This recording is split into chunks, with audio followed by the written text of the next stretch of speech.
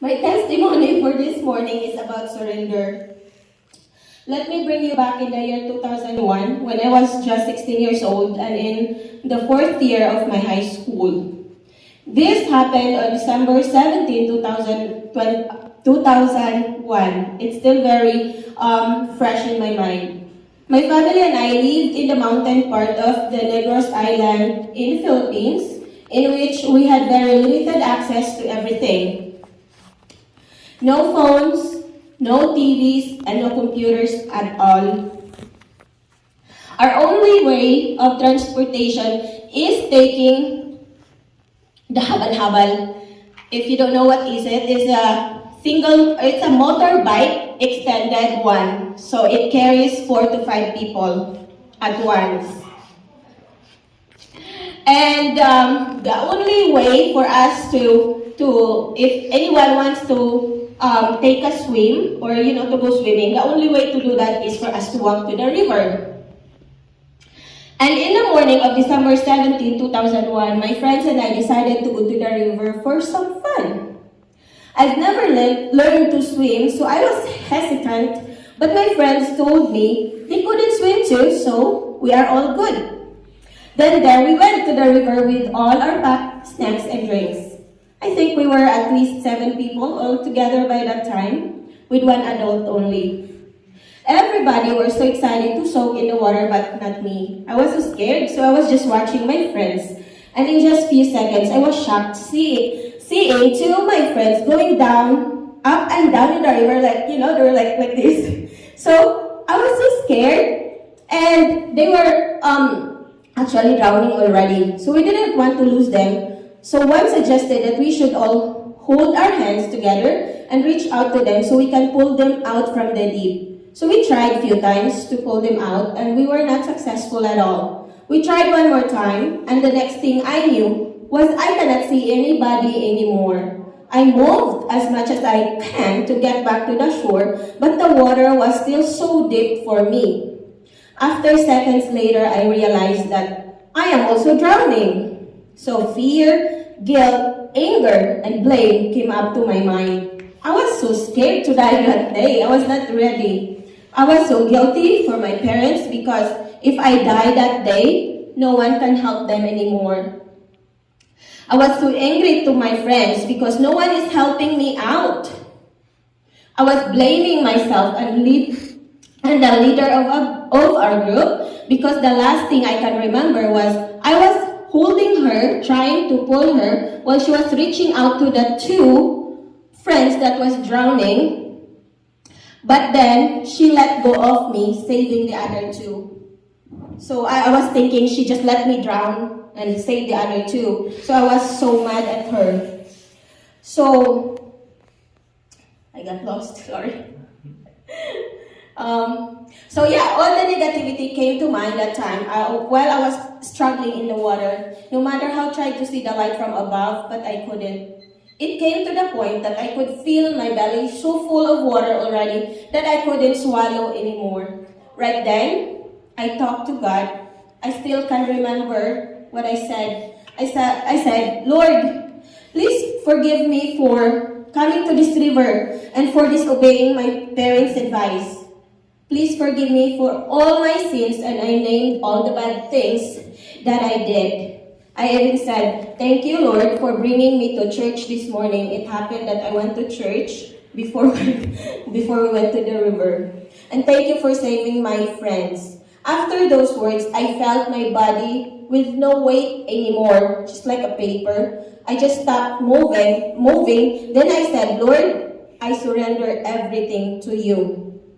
Closed my eyes and let go of everything. I still remember I held my head, closed my eyes, and I could feel my body just going down really fast. And then, a second of it, somebody pulled my hair. And the next thing I saw was the sky, and I could breathe already. I looked around and I saw my friends crying. There were more people in the scene. I wonder who was my hero. I asked, who saved me? They all pointed to a guy. I wanted to talk to him, but he left right away before I could manage to stand up. When I was already relaxed, as I asked my friends about the guy who saved me, and they told me that the guy was in the very top of the mountain gathering weeds for his animals when he heard the cries of my friends asking for help. He said that he ran as fast as he could, and when he arrived, he asked, "Where was the last time that they saw me?" Everyone said they are not sure because the water was so calm already, so there's no sign of me when he arrived. He was looking in the area and he saw one bubble popped up. So he dived in and followed that bubble and he found me. Upon hearing it, I broke down and told them, wow, he was my angel. God sent him to save me because that bubble that he saw was my last breath. This is about surrendering to solve or, to complete the missing piece of the puzzle in my life.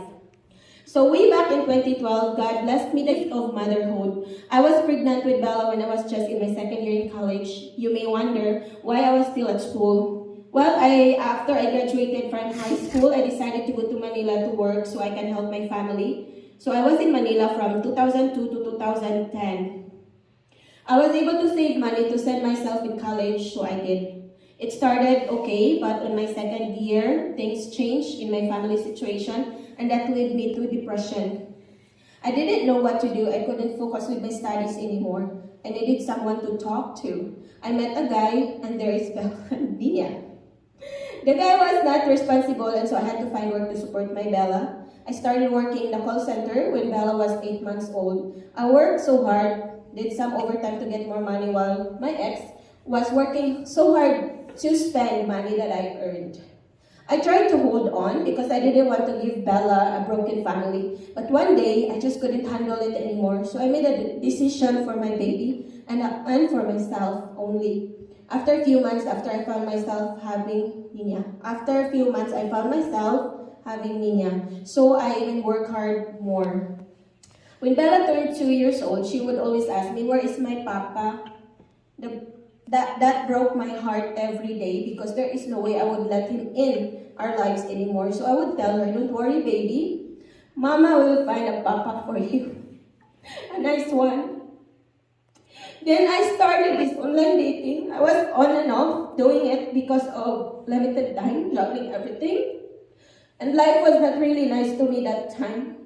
My income couldn't support us anymore, so I decided to leave my 2 girls with my parents in the mountains so I can find a better work in the city. I was brokenhearted during those times, but I was able to cope up with the help of a friend who brought me to her church. On that very day, I received Jesus as my Savior, and that was October of 2015.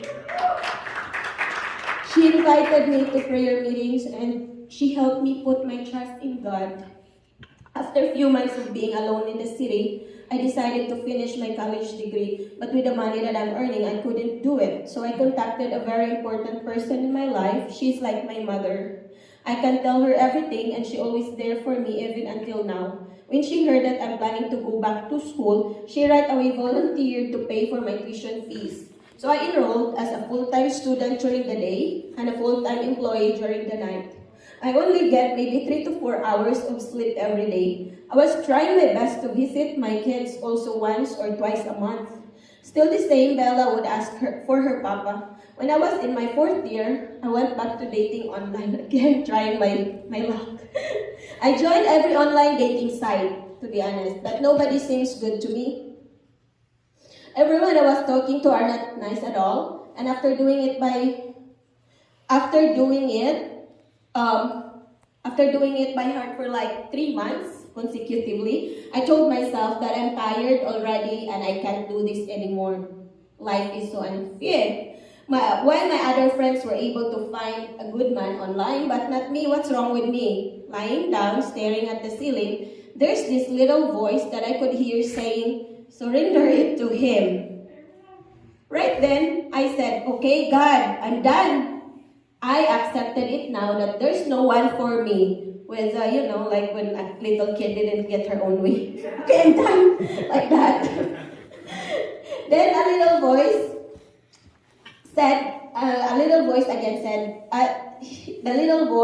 again said, you have to do something. Then I realized, okay, Lord, you really want me to do some proof. You know, you want me to show you some proof that I'm serious. So I said, okay, to prove it to you that I'm serious, I will delete all my accounts in the dating sites. But before I'll do it, I just want to let you know what I want. You know, as I remember Pastor Jeff said, you have to be specific with the Lord. Right? So, I said, Lord, if there is someone that you prepared for me, then these are the requirements. I'm very demanding, right? I listed everything. Lord, he must be single. He must know God. He must be willing to help me. He must be willing to marry me. And willing to father my kids. Then, after that, I deleted my accounts already. And this little voice told me to delete them also. I did. I just followed. So I just obeyed with the hope in my heart. The hope is still there in my heart. One night at work, I decided to delete this app. So I opened it, and there's one message. You know, I deleted all my accounts in all the dating sites, but this one I left. And this one, I don't know, but there's just this little voice saying, just delete it last. So I obeyed. And then one night at work, I just decided to open it. And when I opened it, there's one message. So, and when I checked, it was 8 hours ago. I was like, oh man, oh no. How can I miss this? Maybe this is the one. And then, so I just opened it, and then, you know, it just said hi, hello, you know, and then, so I opened it, and then I said, replying to it saying, hey, I'm a single mom of 2, and I want to get married. Are you that person? I was like, I don't care what he would feel. This is it. This is the last one. Like that, you're handling it. So if you would accept it, then good. And if not, I don't want to waste your time, and don't waste my time. That's how I worded. And guess what? He replied after 8 hours. And from there, I demanded him to call me so I can make sure that he's serious. He did, and we actually liked each other. So to make it short, John and I met online June 4 of 2017. He visited us in the Philippines in November the same year, and everything were all good, so we got married on February 8 of 2018. Wow. And there, when I surrendered to God everything, He completed the missing piece of the puzzle in my life and in the kids' lives by giving us my husband, John. So, yeah, for me, John is the missing piece of the puzzle in my life. You want to come up and so we can see you? Come on, come on. Come on, guys.